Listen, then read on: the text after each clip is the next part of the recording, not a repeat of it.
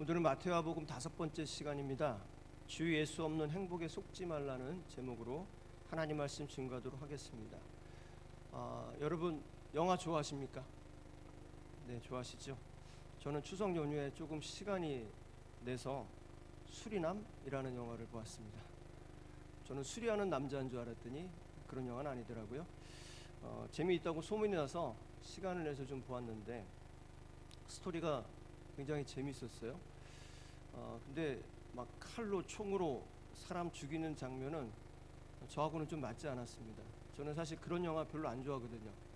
저는 마블 영화 같은 거 그 막 어린아이처럼 막 그런 거 좋아하고 코미디 영화 좋아합니다. 웃기는 영화. 괜히 영화 보고 나서 울고 싶거나 막 화나거나 뭐 이러고 싶지가 않아요. 특히 막 싸우는 거 잔인한 거 이렇게 별로 안 좋아하거든요. 근데 저는 영화를 볼 때마다 느끼지만 예를 들어서 뭐 액션 영화 같은 거 보면 느끼지만 이 총으로 싸우는 것보다 칼로 싸우는 게 저는 더 무섭더라고요. 여러분 어떠실지 모르겠지만 왠지 모르게 더 잔인해 보이고 또 칼 가지고 막 덤벼들면 막 저한테 달려들어오는 것 같아서 굉장히 무섭습니다. 근데 여러분 우리가 믿고 순종하는 예수님이 여러분에게 칼을 줘요. 칼을 주시면서 예수님을 위하여 그 칼을 휘두르라고 한다면, 근데 그것이 복음의 삶이라고 한다면 여러분 어떻게 하시겠습니까? 굉장히 무서운 말이잖아요. 근데 오늘 본문 말씀 보시면 예수님께서 말씀하시기를 당신께서 이 세상에 오신 목적은 화평을 주러 온 것이 아니다, 평화를 주러 온 것이 아니라 나는 검을 주러 왔다고, 칼을 주러 왔다고 얘기를 합니다. 여러분은 평화를 좋아하십니까? 칼을 좋아하십니까? 평화를 좋아하시죠? 당연하잖아요, 그렇죠? 여러분 평화라는 말처럼 마음을 좀 평온하게 만들고 차분하게 만드는 말이 얼마나 있을까 생각해 보면 별로 없을 것 같아요. 우린 가정의 평화를 원하고 부부간의 평화를 원합니다. 그리고 사랑하는 사람과의 평화를 원하죠. 또 고부간의 평화를 원합니다. 직장 상사와 동료 간의 평화를 원하고 친구 간의 평화를 원합니다. 공동체와 공동체 간의 평화를 원하고 나라와 나라 사이의 평화를 원합니다. 그게 우리가 살아가는 삶의 모습이죠. 우린 다 평화를 원한다고 얘기를 합니다. 그런데 오늘 주님께서는 당신은 평화를 주시는 것이 아니라 칼을 주러 왔다고 말씀하세요. 그러니까 한마디로 주님께서는 지금 무엇을 선포하고 계시냐면 전쟁과 갈등을 선포하고 계시다는 거예요. 여러분 주님이 선포하신 전쟁에 참여하는 것이 복음의 삶입니다. 믿으시나요? 싫죠. 갑자기 칼을 들고 참여하는 삶. 우리가 이슬람 테러 분자도 아니고. 여러분 나는 하나님 말씀이라면 다 순종하고 따르는 사람이야. 그런데 오늘 말씀과 같은 거는 참 좀 그래, 납득이 되지 않아. 그래서 오늘 말씀을 한쪽으로 좀 제쳐놓고 살아야 되겠다고 한다면 말씀에 순종하는 사람이라고 할 수 없겠죠. 여러분 우리 믿음의 사람들은 주님의 노예라고 지난 시간에 말씀을 드렸습니다. 기억나시나요? 노예에게 있는 권리는 뭐라고 했습니까? 한 가지밖에 없다 그랬죠. 주인에게 순종하는 것, 복종하는 것밖에 없습니다. 그게 노예의 의무고 권리입니다. 여러분 이 시간 순종하는 마음으로 오늘 주님이 선포하신 이 전쟁이 무엇인지를 한번 들어보시길 바랍니다. 여러분 우리 인간은 아담의 원죄로 말미암아 존재적 죄인으로 세상에 태어납니다. 존재적 죄인인 인간에게서 나오는 평화는 불완전할 수밖에 없습니다. 우리가 평화를 원하지만 사실 굉장히 이기적인 평화죠. 내가 원하는 평화입니다. 불완전합니다. 인간이 만들고자 하는 평화는 뿌리 없는 나무와 같은 것입니다. 뿌리 없는 나무가 아무리 싱싱해 보일지라도 금방 죽죠. 여러분 불완전한 존재인 인간이 진정한 평화의 삶을 살고자 한다면 먼저 뿌리가 살아나야 됩니다. 근데 죽은 뿌리가 살아난다고 하는 것은 기적이 필요합니다. 죽었던 뿌리가 살아나는 기적이 일어나야 된단 말입니다. 완전하신 하나님의 역사가 있어야 된다는 거죠. 즉 우리의 이 불완전한 평화가 완전하신 하나님의 화평이 있어야 되는 거예요. 이 완전하신 하나님의 화평이 모든 평화의 뿌리인 겁니다. 그래서 하나님과의 화평이 있어야 진정한 평화가 이 땅에 그리고 여러분의 삶의 현장에 있다는 것입니다. 여러분 예수님의 십자가가 무엇입니까? 예수님은 하나님과 사람 사이에 깨어진 화평의 관계를 회복시키기 위하여 화목제물이 되셔서 십자가에 죽으셨다고 성경은 우리에게 말씀을 주고 있습니다. 로마서 5장 11절과 12절에 보시면 곧 우리가 원수되었을 때 우리 아들의 죽으심으로 그의 아들의 죽으심으로 말미암아 하나님과 화목하게 되었은지 화목하게 된 자로서는 더 그의 살아나심으로 말미암아 구원을 받을 것이니라. 그뿐 아니라 이제 우리로 화목하게 하신 우리 주 예수 그리스도로 말미암아 하나님 안에서 또한 즐거워하니라. 골로새서 1장 20절 하나만 더 보겠습니다. 그의 십자가의 피로 화평을 이루사 만물 곧 땅에 있을 것들이나 하늘에 있는 것들이 그로 말미암아 자기와 화목하게 되기를 기뻐하십니다. 여러분, 하나님께서 원하시는 화평이 뭐냐면 십자가에서 예수님께서 이루신 그 화평을 하나님께서는 기뻐하시고 원하신다고 말씀하고 계시다는 거예요. 그런데 여러분, 세상이 원하는 평화는 뭐냐면, 화평은 뭐냐면 예수 없는 평화입니다. 예수가 끼어들면 교회가 끼어들고 예수 믿는 예수쟁이들이 끼어들어서 그러는 걸까요? 여러분, 예수님 없는 평화란 여러분 어떤 거냐면 악한 마귀의 권세 아래서 하나님을 부정하고 철저하게 인간 중심적인 삶을 살고자 하는 인본주의적 위장 평화인 겁니다. 평화는 평화인데 뿌리 없는 평화, 가짜 평화죠. 하나님 없어도 돼. 우리에겐 신이 필요 없어. 우리 인간이 모든 것을 잘 해낼 수 있어. 그러니까 하나님 들먹이지 말고 십자가 들먹이는 교회는 사라지고 성도들은 사라지란 얘기예요. 그러나 너희가 십자가에 예수를 빼고 나온다면 얼마든지 우린 너희와 함께 할 수 있다는 겁니다. 결국 뭡니까? 예수는 화평, 평화는 복음을 버리고 세상과 적절하게 타협하며 살자는 겁니다. 세상과 적당히 타협하며 사는 게 어떤 것인지 여러분 생각해 보셨습니까? 내가 세상과 적당히 타협하며 산다고 하는 것. 저온 화상으로 입원해 계신 어떤 분은 신방 간 적이 있었습니다. 제가 아직도 그 처음 보는 거라서 굉장히 기억을 하고 있는데, 전기장판에서 주무시다가 생긴 화상인데 처음엔 작은 화상이었대요. 전기장판에서 주무시다가 화상을 입었으니까 뭐 겉으로 이렇게, 여러분 전기장판 주무시면 알지만 몸이 좀 빨갛게 올라올 때가 있잖아요. 근데 그게 잘못되면 화상이 되는 거예요. 겉으로는 그게 빨개지고 별거 아닌 것처럼 보이는데 속은 어떨까요? 썩어가고 있었던 거예요. 겉은 멀쩡한데 속은 썩어가고 있었던, 그게 저온 화상입니다. 그래서 병원에 가서 겉에 작은 상처를 도려내니까 속은 지금 썩어가고, 크게 썩어가고 있었던 거예요. 상처를 빨리 도려내고 소독하고 치료해서 새살이 돋도록 해야 하는 그런 치료를 받고 있었어요. 여러분, 예수 없는 평화가 그런 겁니다. 겉은 멀쩡해요. 겉은 정말 평화로운 것 같고 좋은 것 같아요. 그러나 속으로는 점점 썩어가서 죽어가는 상처뿐인 겁니다. 여러분, 예수 없는 화평은 평화라는 명목으로 인권이라는 이름으로 무조건 손에 손잡고 가자는 겁니다. 그래서 결과적으로 이르게 될 목적지가 뭐겠습니까? 악한 영들이 득실득실하게 역사하는 죄악의 수렁텅이로 가자는 겁니다. 여러분, 하나님이 기뻐하시지 않는 일들 속에서 우리가 서로 타협하며 가자면 결국 그렇게 되는 건데, 예를 들어서 동성애를 합법화하자는 것을 한번 생각해 보십시오. 여러분, 우리 크리스천은 동성애적 성향을 가진 사람들을 미워하지 않습니다. 그런 사람들을 미워하는 게 아닙니다. 여러분, 그들도 예수님의 십자가 앞에 나와서 구원받아야 될 사람들입니다. 그러나 동성애는 하나님이 제약이라고 하셨어요. 그래서 동성애 관계는 절대 해서도 안 되고 인정해 주어서도 안 되는 거예요. 그런데 타협하자는 거잖아요. 근데 여러분, 세상이 외치는 이 예수 없는 평화는 어떤 거냐면요, 왜 교묘하고 무섭냐면 인간의 행복이라고 하는 것을 가지고 나와요. 행복. 우리 행복하자고 하는 거 아니야? 우리의 행복을 침해하지 마라.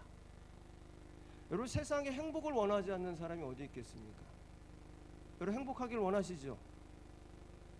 아무도 아멘 안 했으면 어쩌라는 겁니까? 행복하게 원하시지 않으세요? 어쩌면 오늘 이 자리에 여러분 나온 것도 행복한 삶을 살기를 원해서 그 마음이 있기 때문에 나온 거 아니겠습니까? 좀 더 하나님과 만나서 행복하고 싶고, 좀 더 예배를 통해서 행복하고 싶고, 이 예배 이 시간 나온 게 행복하기를 원해서 나온 분들이 꽤 많을 거라고 저는 생각합니다. 그런데 여러분, 예수님께서 세상에 오셔서 십자가에 죽으셨는데 그 죽으신 이유가 우리 인생의 목적이 행복에 있다고 하는 것을 보여주기 위해서 죽은 것이 아니라 다른 데 있다는 겁니다. 뭐냐면 거룩한 존재가 되어야 한다는 데 있다고 하는 것을 우리에게 보여주신 거예요. 여러분, 주님께서 십자가에서 인간의 행복을 위하여 피 흘려 죽으신 것이 아니라는 겁니다. 여러분, 주의 깊게 잘 들어보십시오. 존재적 죄인이 하나님과 화평하지 않고서는 진정한 평화가 없다고 그랬죠. 근데 그 평화라고 하는 것을 인간의 행복이라고 하는 것을 가장하고 우리 가운데 가지고 들어온단 말입니다. 마찬가지죠. 하나님과 화평하지 않고서는 진정한 행복의 의미가 없는 겁니다. 그런데 하나님과의 화평, 하나님과의 행복은 예수님의 십자가의 보혈을 믿고 제사함을 받아야만 일어나는 겁니다. 곧 복음 안에서 거룩한 존재로 거듭날 때만이 진정한 행복이 무엇인지 눈을 뜨게 된단 말입니다. 아, 내 지금까지 이게 행복인 줄 알았는데, 이게 화평인 줄 알았는데 아니구나. 나는 세상에 행복하게 사는 게 목적인 줄 알았는데 아니구나. 예수님께서 나를 위해서 십자가에 죽으신 목적은 그게 아니라 하나님이 원하시는 게 뭐냐? 그 십자가의 피로 너희가 거룩해져라는 겁니다. 거룩해져야지 진정한 화평의 삶이, 행복한 삶이 우리 가운데 온다는 겁니다. 그래서 이렇게 예수님의 십자가가 화평의 복음이라는 것을 알면 예수 없어도 행복하면 그만이라는 그 말, 너무도 무섭고 영원한 지옥에 이르게 될 말이라고 하는 것을 알게 되는 거예요. 그냥 예수 없으면 행복한 거, 그거 그냥 좋은 게 좋은 거지, 그렇게 넘어갈 일이 아니라는 거죠. 그런데도 불구하고 너무나도 지금 이게 당연한 소리가 되었어요. 그러니까 예수 없어도 행복한 게 나은 거 아니야? 그게 하나님이 원하시는 것이 아닐까? 수많은 사람들의 그게 마음이 불처럼 번져 있어요. 여러분, 마태복음 7장 24절에 보시면 장마철이 되어서 비바람이 불고 지하에서 물이 터져 올라와요. 창수가 난다 그러죠. 그런데 그때 보니까 주님께서 말씀하시길, 그런데도 무너지지 않는 집이 있었고 무너지는 집이 있다고 그랬어요. 여러분, 무너지지 않는 집과 무너진 집의 차이가 무엇이었습니까? 하나는 반석 위에 집을 지었고 하나는 모래 위에 집을 지었단 말입니다. 그렇죠? 이게 무슨 차이입니까? 기초, 본질의 차이예요. 바탕의 차이란 말입니다.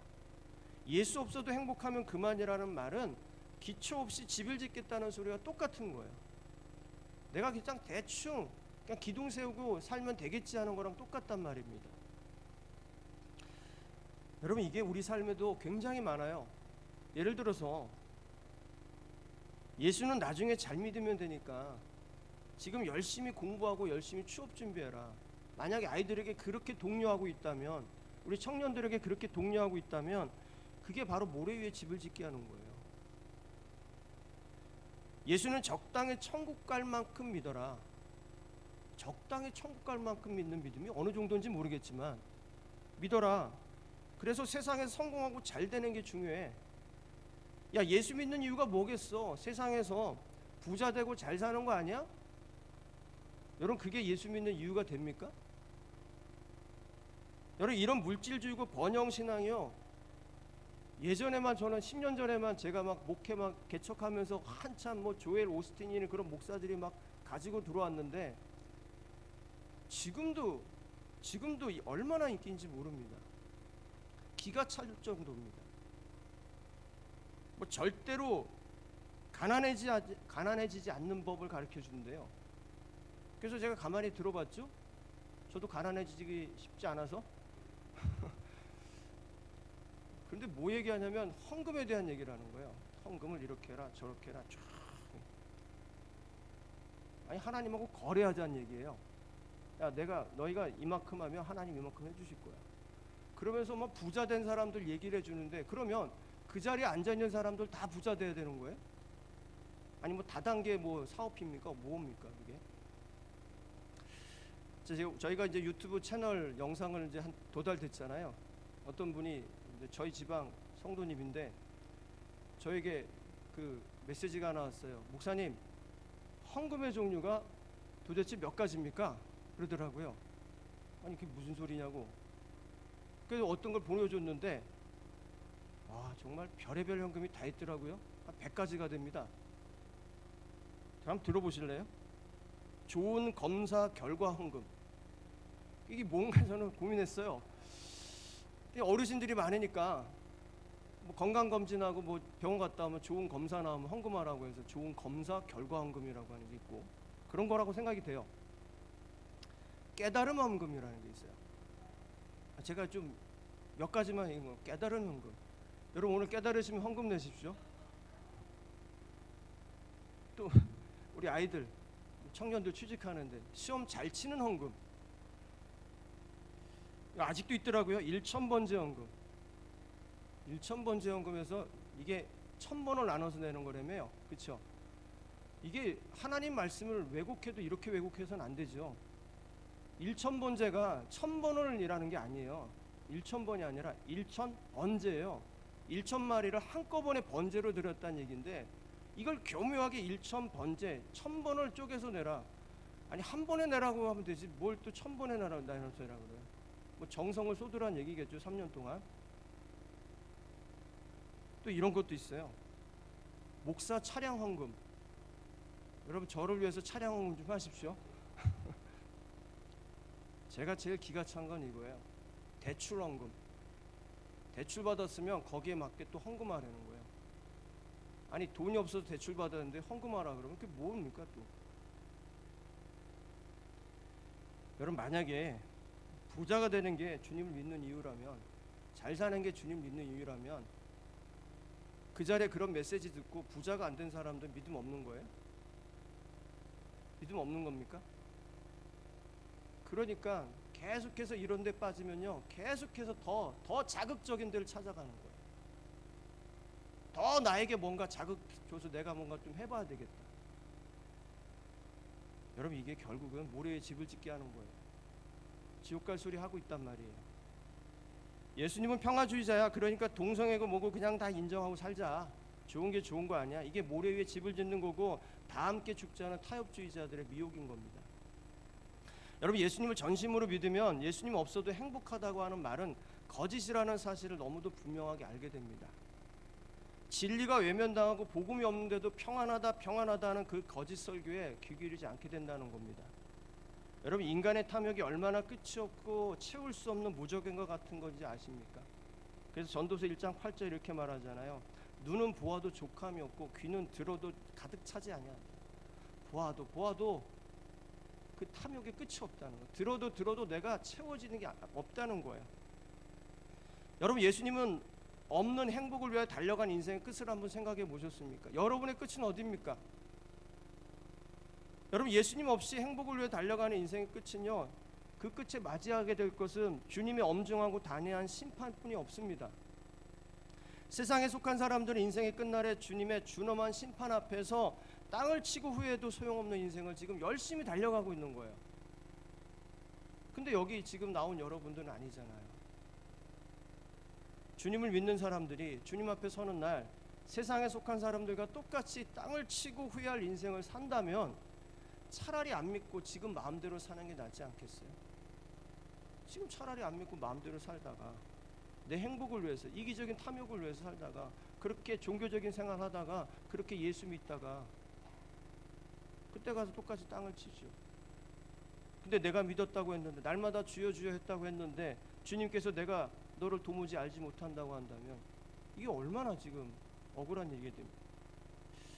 그래서 여러분 오늘 주님께서 우리 믿음의 사람들에게 후회하지 않는 삶을 살라고 선포하시는 거예요. 오늘 여러분 본문 말씀 앞에 어떤 메시지가 나오는지 한번 보세요. 10장 28절 한번 보실래요? 거기 이렇게 나옵니다. 몸은 죽여도 영혼은 능히 죽이지 못하는 자들을 두려워하지 말고 오직 몸과 영혼을 능히 지옥에 멸하실 수 있는 이를 두려워하라 그랬어요. 아멘이시죠? 자, 그 다음에 쭉 이어지는 말씀 보시면 32절과 34절에서 이런 내용입니다. 제가 요약을 해드리면, 이 세상에서 예수님을 부인하지 말고 시인하는 인생을 살아라. 그래야 하나님 앞에 주 예수께서 너의 인생을 시인할 것이라는 얘기예요. 너 이 세상 살면서 나 부정하지 마. 시인하고 살아. 나만 보고 살아. 그러면 내가 하나님 앞에서 심판날에 너를 인정해 줄게. 시인해 줄게. 내가 시인하면, 우리 주님이 시인하면 어떻게 되는 겁니까? 하나님의 사람이잖아요. 그렇게 이 말씀을 한 다음에 이어지는 말씀이 바로 오늘 본문인 거예요. 그러면 오늘 본문의 말씀이 내가 너희에게 칼을 주러 왔다고 하니 말씀이 누구에게 주신 메시지입니까? 예수님을 시인하고 이 세상에서 복음 안에 살고자 결단하는 사람들에게 말씀하시는 거예요. 왜요? 주님 앞에 서는 날 세상 속한 사람들과 똑같이 땅을 치고 후회하는 그런 인생 살지 말라고, 하나님이 기뻐하시는 그런 믿음의 길을 가라고 알려주시는 말씀이 바로 오늘 메시지라는 겁니다. 주님 따르라는 거예요. 근데 주님을 따를 때 더 늦기 전에 너에게 있는 그 병들고 썩은 것을 다 도려내라는 거예요. 그런데 너희가 가지고 있는 그 어떤 칼로는 도려낼 수 없어. 너희가 지금 죽어가는 그 영적인 것들, 죽어가는 것들, 너희가 가지고 있는 어떤 칼로도 도려낼 수 없다. 어떤 지혜와 지식으로도 도려낼 수 없어. 그래서 내가 너희에게 너희가 살 수 있는 칼을 내가 주러 왔다고 오늘 말씀하시는 겁니다. 여러분, 이 주님이 주신 칼의 이름이 뭘까요? 예수가 전부라는 칼입니다. 예수님이 전부라는 칼로 도려내야 할 것들에 예외가 있을까요? 여러분, 전부라는 말이 무슨 뜻입니까? 100%란 얘기잖아요. 그 전부라는 말에 그럼 예외가 있어요? 없다는 얘기죠. 그래서 예수님께서 가장 첫 번째로 얘기하시는 게 뭐냐면 가족인 거예요. 가장 나하고 밀접한 사람들. 오늘 주님께서 이렇게 말씀하시죠. 내가 온 것은 사람이 그 아버지와 딸이 어머니와 며느리가 시어머니와 불화하게 하려 함이니 사람의 원수가 자기 식구니라. 그러면서 말씀하시기를 아버지나 어머니를 나보다 더 사랑하는 자는 내게 합당하지 아니하고 아들이나 딸을 나보다 더 사랑하는 자도 내게 합당하지 아니하다. 이 말씀이 뭡니까? 예수님이 인생의 전부라면 단 1%의 여지도 남겨서는 안 된다는 거예요. 우리 유교적 가치관이 굉장히 센 우리나라에서는 이 말씀이 굉장히 곤욕스러운 말씀인 거예요. 그래서 우리가 이 말씀 같은 거 읽어보면 받아들이기가 참 힘든 거예요.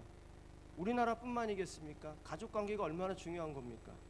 인간이 살아가는 세상 속의 가치관 중에 굉장히 중요한 가치관 중에 하나일 겁니다. 이걸 뿌리친다고 하는 게 얼마나 힘든 일인데요. 파키스탄에서 오신 어떤 목사님이 간증을 하셨는데요. 자신은 목숨을 걸고 예수를 믿었다는 거예요. 근데 자기 목숨을 거는 것은 두렵지 않았대요. 이 한 목숨 예수님 위해서 죽는 건 두렵지 않았는데 가장 두려운 건 뭐냐면 내가 사랑하는 가족과 내 자녀들과 완전히 단절되었다고 하는 것이 내 인생 속에서 가장 두려운 일이라고 하셨어요. 여러분, 파키스탄은 어떤 나라입니까? 이슬람 국가예요. 거의 97% 이상이 이슬람을 믿어요. 나머지 뭐 미신이나 이런 어떤 그런 소수 종교를 믿고요. 근데 그런 곳에서 이슬람 국가에서 예수님을 믿는다고 하는 것은 내가 죽겠다는 거와 똑같은 건데, 근데 그것도 모자라서 뭐가 됐어요? 목사가 됐단 말입니다. 그러니 가족이 있는 고향으로 단 한 걸음도 돌아갈 수 없는 거예요. 여러분, 왜 파키스탄이 목사님이 그런 길을 간 걸까요? 예수님 만났죠. 근데 만나는 것이 끝나는 것이 아니라 예수님이 인생의 전부가 된 거예요. 십자가의 사랑을 받고 보니까 그 사랑을 거부할 수 없고, 그 복음을 알고 보니까 그 십자가를 통해서 내려오는 하늘의 소망이 너무나도 가슴 벅차게 그 목사님의 삶을 뒤 흔들어 놓은 거죠. 여러분, 예수님 모르는 사람들, 예수님 알더라도 대충 아는 사람들은 이해할 수 없는 일일 겁니다. 아니, 왜 그렇게까지 살아야 돼? 어떤 사람은 오늘 말씀을 보면서 그럼 내 믿음만 지키면 가족이든 다른 사람들든 죽게 내버려도 된다는 말이냐고, 그렇게 읽어도 되냐고 물을 수도 있을 거예요. 여러분, 이런 기독교 영화가 있었습니다. 뭐 요즘에 나오는지 모르겠지만 어떤 선교여행을 간 사람들이, 단체로 선교여행을 간 사람들이 테러범들에게 납치를 당했어요. 납치범들이 행한 일 중에 하나가 뭐냐면 그 중에 인솔자한 사람을 데려다가 그 납치된 사람들을 목에다가 다 줄을 걸어놓고 결단하라는 거예요. 네가 예수와 성경을 부정하면 저 사람들은 산다. 자, 여러분은 어떻게 하시겠어요? 자, 오늘 말씀에 비춰본다면 어떤 메시지로 우리가 이거를 오해할 수 있겠어요? 부정하면 안 되죠. 근데 그런 식으로 오늘 말씀 보시면 안 된다는 거예요. 다른 사람은 죽든 말든 내 믿음만 지키기만 된다는 식의 말씀이 아니에요. 여러분, 내가 저주를 받을지언정, 내가 저주를 받아서 그리스도에게서 끊어질지언정 다른 사람들을 살릴 수 있다면 내가 부정해야죠. 저 사람 살릴 수 있다면 부정해야죠. 여러분, 이게 제가 비성경적인 얘기를 하나요? 아니요. 사도 바울이 그랬어요. 로마서 9장 3절에서 나의 형제 곧 고륙의 친척을 위하여 내 자신이 저주를 받아서 그리스도에게서 끊어질지라도 나는 원한다. 저 이스라엘 백성들, 내 형제자매들, 내 가족들 아직도 예수를 몰라서 죽어가는데, 지옥에 가고 있는데 저들이 예수만 알 수 있다면 내가 그리스도에게서 끊어져서 저주를 받아도 좋겠다. 여러분, 오늘 말씀이 이해가 되시나요? 오늘 말씀은 그런 나는 살고 너희들 다 죽어라 그런 얘기가 아니라, 이 세상에서 우리가 살 때 예수 없는 행복을 위하여 타협하지 말라는 거예요. 제가 이것을 좀 더 이해할 수 있는 이야기를 하나 더 들려드릴게요. 여러분, 어떤 청년이요, 교회에 이제 선교사님이 오셔서, 우리도 선교사님 많이 오시잖아요. 선교사님 오셔서 설교를 듣고 감동을 받았어요. 집에 와서 이 청년이 뭐라고 했을까요? 어머니, 아버지, 저 이제 선교사의 길 가겠습니다. 그랬어요. 자, 여러분 어떻게 하시겠습니까? 우리 아들, 딸들이 은혜를 받아가지고 어느 날 갑자기 무릎을 뚝 꿇고, 엄마, 아빠, 나 이제 선교사 될래요. 집이 난리 났어요. 부모님들이 담임 목사님 찾아가고 선교사님 찾아가서 자기 아들 설득해달라고. 우리 아들 지금 좋은 대학 다니고 있고 대학 졸업하면 유학 갈 거고 설득만 잘해주시면 보답하겠다고. 하도 사정하니까 목사님하고 선교사님이 청년을 불러서, 야, 너 좀 기도하고 부모님하고 잘 상의해서 하면 안 되겠냐고. 이 청년이 어땠을까요? 믿음이 흔들리지 않았어요. 여러분, 이 청년의 부모님은요, 그 교회에서 아주 유력하고 믿음 좋기로 소문난 부부였어요. 여러분, 이 청년은 왜 이렇게 된 거냐면 예수님이 가장 중요한 삶이라는 걸 깨달았어요. 그랬더니 무엇을 해야 하냐 고민하게 됐던 거죠. 예수님이 전부라고 해서 다 선교사 되거나 목사 돼야 하는 건 아니지만, 이 청년의 마음속엔 주님이 주신 마음이 뭐냐면 선교사의 길을 가는 거였어요. 그냥 부모님이 살라는 대로 준비된 인생대로 살아가면 세상 보기엔 너무 행복하고 평화로운 인생길인데, 그런데 남들이 말하는 그 행복한 인생이 아니라는 걸 알았고 늘 예수님과 동행하기를 원했어요. 그게 진짜 행복한 인생이라는 걸 깨달았기 때문에, 알았기 때문에. 그래서 세상이 주는 행복과 타협할 수 없었던 거예요. 여러분, 우리 교회 초대한 선교사님들 중에 불행하다고 하시는 분들 계십니까? 그분들 속은 모르겠지만 이렇게 따지고 들면, 제가 솔직하게 말씀드리면 단 한 분도 저하고 얘기를 솔직하게 얘기했을 때 단 한 분도 그런 분들 없었어요. 힘들고 어렵지만 다들 주님 안에서 행복하게 사역을 하고 계십니다. 여러분, 예수님 없는 행복을 위하여 타협하지 않는 삶이 무엇인지 좀 이해가 되시나요? 여러분, 지금 여러분이 살고 있는 삶의 현장에서 행복하십니까? 그런데 그곳에 예수님이 계십니까? 예수님이 계셔서 행복한 겁니까? 아니면 나를 만족시켜 주고 있는 것이 있어서 행복한 겁니까? 여러분, 불행하다고 생각하십니까? 예수님이 계시지 않아서 불행한 겁니까? 아니면 내 만족을 채워주는 것이 지금 부족해서 불행한 겁니까? 여러분, 예수님이 전부라면 어떤 상황 속에서도 우리는 행복과 평안한 삶을 살아갈 수 있다고 하는 것을 믿으시길 축복합니다. 여러분, 암으로 죽어가면서 단 한 번도 주님을 원망한 적이 없다고 했던 유석경 전도사님 이야기 기억나시나요? 당신은 하나님을 오해하고 있습니다라는 책을 쓰신 분인데 이미 몇 해 전에 돌아가셨습니다. 그분이 책에서 이런 고백을 합니다. 저는 내가 왜 암에 걸렸는지 한 번도 묻지 않았습니다. 저는 하나님을 이해하려고 하지 않습니다. 저는 주님을 신뢰합니다. 그냥 신뢰하는 거예요. 여러분 지금 누구를 더 신뢰하고 살아가고 계십니까? 여러분 행복이라고 하는 것은 신뢰의 문제잖아요. 여러분 부모님을 신뢰하십니까? 아니면 자녀를 신뢰합니까? 아니면 아내를 신뢰합니까? 남편을 신뢰합니까? 누구를 신뢰하고 살아가고 계시나요? 아니면 여러분 자신을 신뢰하고 계십니까? 여러분 오늘 주님은 주님이 아닌 것에 마음을 두고 의지하는 것을 복음의 칼로 도려내라고 하시는 거예요. 그래야 영원히 산다는 거예요. 여러분이 영원히 살아야 누군가를 구원할 수 있는 거예요. 이제 말씀을 정리하면서 주님께서 영적으로 우리를 병들게 하는 것 중에 가장 시급하게 속히 도려내야 할 것에 대하여 말씀하신 부분을 여러분에게 전하겠습니다. 38절과 39절을 보시면 사람이 강력하게 애착관계를 형성하고 있는 것들이 많은데 그 중에 도려내야 할 것 중에 하나, 가장 강력한 애착, 바로 자기 자신, 나. 여러분 인간이 나라고 하는 이 존재에 자기 자신의 애착관계가 있다고 하는 것은 이거 엄청난 거거든요. 주님께서 그래서 이렇게 말씀하시잖아요. 자기 십자가를 지고 나를 따르지 않는 자도 내게 합당하지 아니하다. 여러분 여기서 자기 십자가가 무엇일까요? 우리 많이 얘기하잖아요. 십자가를 지고 주님 따라가야지. 그래서 어디 가서 목공소 가서 십자가 큰 거 지고 뭐 따라가고 뭐 이러는 건가요?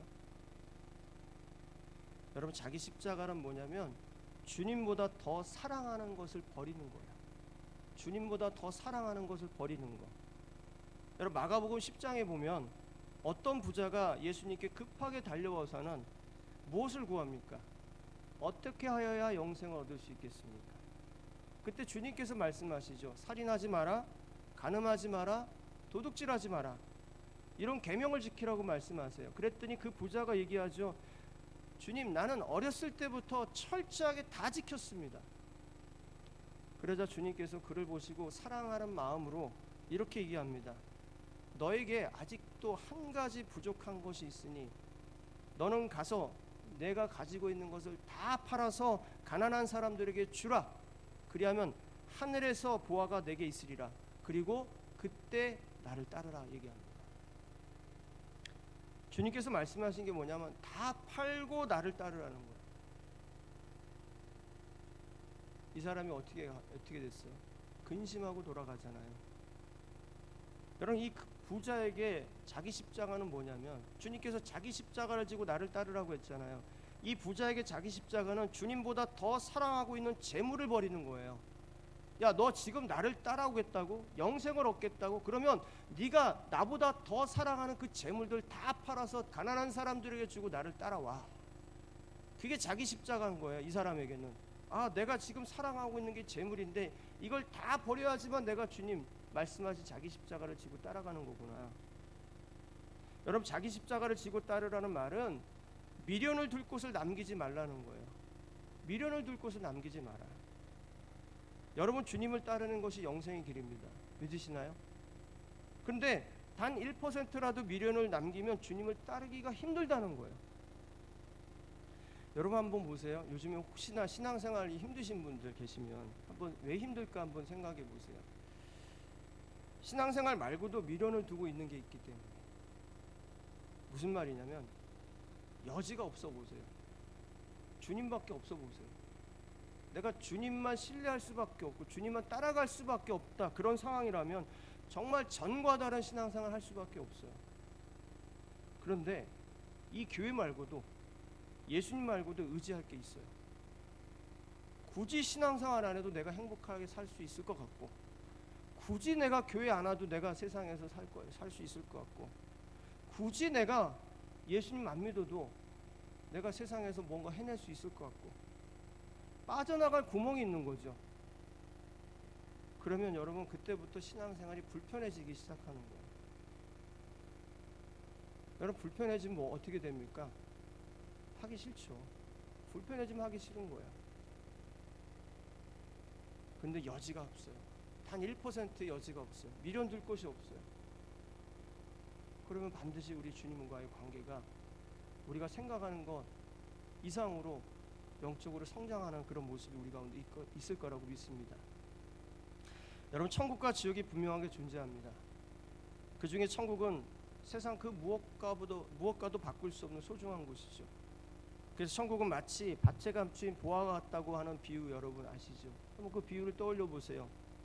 어떻게 해야 했습니까? 가지고 있는 것 다 팔아서라도 그 밭을 사야 한다고 했잖아요. 여러분, 천국의 소망은 내가 가지고 있는 전부보다 가치 있다고 하는 거예요. 내가 가장 소중히 여기는 것과 바꿔서라도 얻어야 할 곳이 바로 천국이라고 말씀하시는 거예요. 근데 오늘 39절에 한번 보세요. 자기 목숨을 얻는 자는 잃을 것이요 나를 위하여 자기 목숨을 잃는 자는 잃으리라 그랬어요. 얻으리라고 했어요. 자, 이 목숨이 얼마나 소중한데요. 그렇죠? 여러분, 내가 아무리 재산이 많아도, 내가 아무리 세상에 행복한 것 같아도 지금 당장 제일 중요한 건 내 목숨줄이란 말입니다. 내 목숨이 얼마나 소중한데 그 목숨을 걸고 주님을 위하여 살라는 얘기거든요. 근데 이 목숨줄보다 소중한 것이 주님을 위하여 사는 건데, 그렇게 살다가 천국에 가보니까 이 목숨줄 걸고 믿었던 거에 비하면 너무도 보잘것없는 곳이 천국이라면 주님은 우리한테 뭐 한 겁니까? 거짓말 하신 거잖아요. 그런데 여러분, 주님은 거짓말 하실 수 없는 하나님이십니다. 그러니까 주님은 말씀의 진리이고 따라야 가야 할 생명의 길인 거예요. 그래서 우리가 주님을 따르다가, 주님을 전부라고 믿고 따르다가 천국에 가면 정말로 우리가 만나게 될 그 천국, 들어가게 될 천국은 이 세상 그 무엇보다도 내 정말 목숨을 걸고서라도 이곳에 왔어야 된다는 것을 너무나도 감사하고 기뻐하는 그런 곳이라고 저는 확신하고 믿습니다. 그러니 여러분, 이제 우리는 결정해야죠. 주 예수를 믿고 살아가는데 1%라도 여지를 두고 믿을 건지, 아니면 100%를 전부를 걸고 믿을 것인지. 오늘 주님께서 검을 주러 왔다고 하셨잖아요. 원어로 이 주러 왔다는 말을 찾아보니까 무슨 뜻이라고 똑같냐면 던지러 왔다는 말하고 똑같아요. 던지러 왔다. 그러니까 주님이 이렇게 우리한테 칼을 이렇게 쥐어주는 게 아니라 뭐 하신 거예요? 그 앞에다 탁 던진 거예요. 이건 뭐 하라는 겁니까? 네가 잡든지 잡지 않든지 결정하라는 얘기죠. 여러분 앞에 던져진 그 주님의 칼, 복음의 칼, 십자가의 칼을 여러분이 잡고 오늘 들은 말씀대로 그 주님이 던지신 칼을 사용하면 그 칼로 인해서 여러분의 영혼은 오직 주 예수로만 충분한 믿음의 삶으로 변화될 거라고 믿습니다. 그렇게 되었을 때 하나님께서 예비하신 영원한 생명의 역사가 영원히 여러분 가운데 주어지는 은혜를 받게 될 것임을 믿으시기를 주님의 이름으로 간절히 축원합니다.